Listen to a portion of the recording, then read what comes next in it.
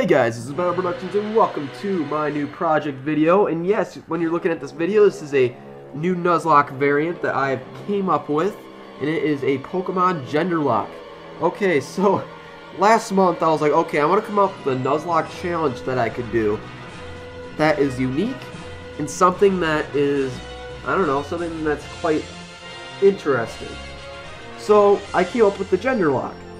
The rules of the Genderlocke are basically any Pokemon that is fate is considered dead and must be released or placed in a box like the original Nuzlocke, and you have to choose whether you're going to use male or female Pokemon in this run. You cannot switch between male or female throughout this run. It's either male or female right from the beginning. Rule number 3, which it's basically that the player will have to catch the first Pokemon encounter in each area and none else. So if the Pokemon you encounter flees or faints, there are no second chances. And if you encounter an area that has a double battle and tall grass, the player may choose which of the two Pokemon they would like to catch. Now, the main catch is why this is going to be called a Genderlocke, is because it basically how this is going to work is when you go into the tall grass and you find an encounter, if it doesn't match your gender criteria, it counts as an encounter. So you lose the encounter for that route.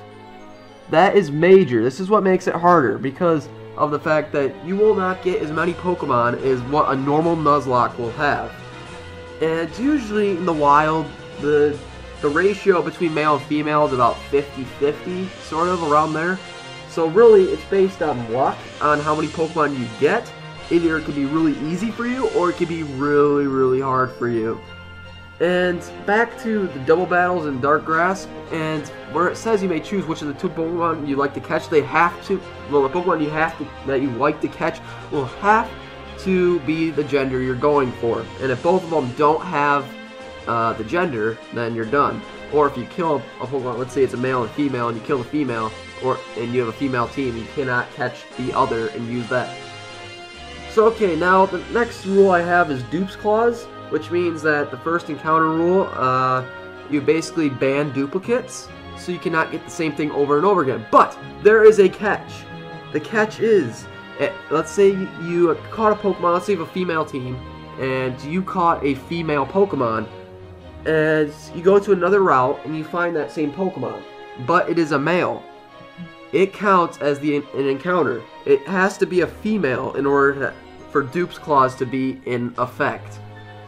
So that is also something that can be a pain. And the next rule is going to be about players must nickname all their Pokemon for the sake of forming stronger and emotional bonds, which is a rule that I use in all my Nuzlockes. Rule number 5, a blackout or a whiteout is considered game over even if you have Pokemon in the PC. Of course, some people will be like, oh, well, I don't like that rule and just use the Pokemon that are in your box. Okay, it's perfectly fine. But the standard for a Genderlocke, a blackout or a whiteout is a game over. Rule number 6. A starter Pokemon is based off the player's trainer ID number. If the last number is 1 through 3, the player starts with a grass type, 4 through 6 is a fire type, and 7 through 9 is a water type. 0 is the player's choice. If the starter is the opposite gender than what you choose, you can still use it. But how I'm going to be doing it is if the starter you get, let's say I get a male starter, I'm going to do a male run. I mean, I only added this rule just, you know, if you just want to have a female team and you have a male starter, really it's not that big of a deal. But, yeah, it's just, you can do whatever you want. But, I mean, for myself, I'm just going to choose the gender that is my starter. If a player runs into a shiny Pokemon on a rare chance, the player may still catch it whether or not it's the first encounter of the area, if it's the other gender than you're looking for, and you will be able to use it. And you don't have to release it if it faints, which is really useful because, I mean, whenever you come across a shiny Pokemon, I feel like that it's necessary that you should be able to use it on your team, even if it doesn't really fit with your team and it breaks a few rules. I mean, that's the only exception to that. And I mean, that would stink if you find a shiny Pokemon and the rules are like, oh, you can't catch her, it's a game over. I mean, people have to be flexible. I mean, that's just how it's gotta be. And the final rule is, if the player has no Pokemon that can use a certain field move like Rock Smash, Surf, Strength, fly. Well, you don't really need fly, so I won't say fly. Waterfall, something like that. Whirlpool. I don't know. Just any HM that is required to go through any point of the game. The player may catch another Pokemon in the wild that can use that field move. However, it cannot be used in battle for any reason, which you can't sacrifice it and be like, oh yeah, that's going to count as a death and it's just going to save one of my Pokemon. No, you cannot use it. And let's say that all your Pokemon die and you have this last slave, it's considered game over no matter what. You cannot use a revive to revive your Pokemon. That's just not going to work. So you must release it or permanently box it or migrate it as soon as the player gets another Pokemon that can use that field move. Okay, so that is all the rules. Now, you can add a bunch of rules. This is the reason why this is going to be a hard challenge. I'm just doing the standard rules. If you add rules, which by all means you can, like rules like none of your Pokemon can reach a certain level, like you can't have Pokemon at a higher level than the next gym leader's highest level Pokemon. Let's say you have 2 Pokemon and you have to face the gym leader with Pokemon that match the gym leader's Pokemon. Yeah, that can be an issue, which can make it really hard. There's other rules just like that, and other, I'm not going to go over all the rules. That's just going to be an example of a rule that you could add. So now, I didn't say what game I was going to be doing this Nuzlocke on. Of course, it's probably in the title. It's probably not. Maybe, I don't know. But the game I'll be doing is Pokemon Blaze Black 2. A lot of people know that I do not use ROMs and emulators, or at least I don't do that anymore. But this ROM hack, it's a highly rated hack, and it's something that will make it harder for me since I'm not adding any additional rules to my challenge. So that's the reason why I want to do this game, or at least this hack. So yes, for the first time in a long time, yes, I'll be using an emulator for a run.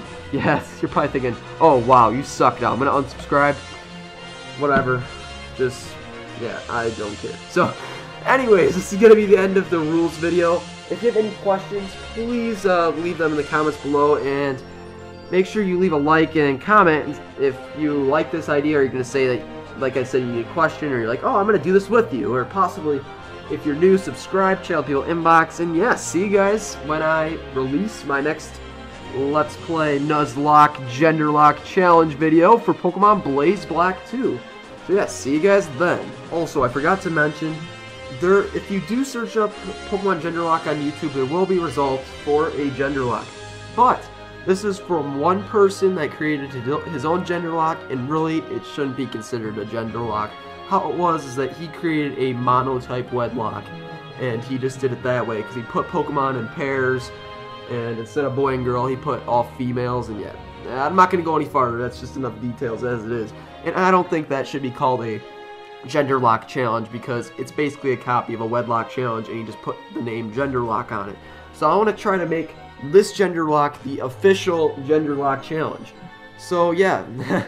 I guess I just wanted to point that out in case people looked it up and be like, oh, you're copying that guy. I'm like, no, I'm not copying that guy. I know that guy came up with something, but it's not like mine. So, yes, so that's going to be the end of this video, and yeah, I hope you guys enjoy this Let's Play when it comes out.